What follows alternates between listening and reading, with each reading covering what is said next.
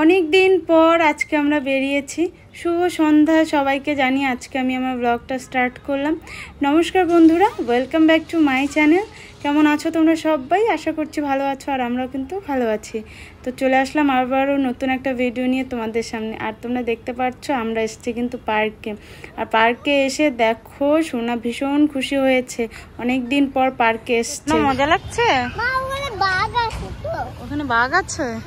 আচ্ছা, তোমার ভালো লাগছে? হ্যাঁ। তুমি কতদিন পর আসলে সোনা? অনেক দিন পর আসলে, তাই তো?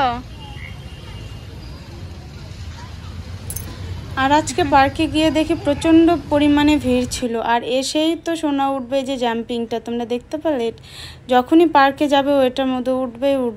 আর এই যে দেখো কত সুন্দর সুন্দর খরগোশগুলো দেখতে পাচ্ছ।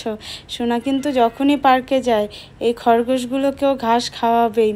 তারপর দেখো অন্যদিন আমি সোনাকে দোলাই, আর আজকে সোনা আমাকে দোল খাওয়াচ্ছে, দেখতে পাচ্ছ? সোনা পেছনে আমাকে দোল খাইয়ে দিচ্ছে।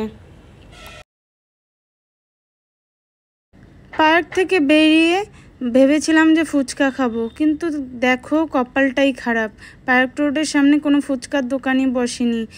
বুঝতে পারলে, ঘুরতে গিয়ে এরকমটা কার কার সঙ্গে হয়?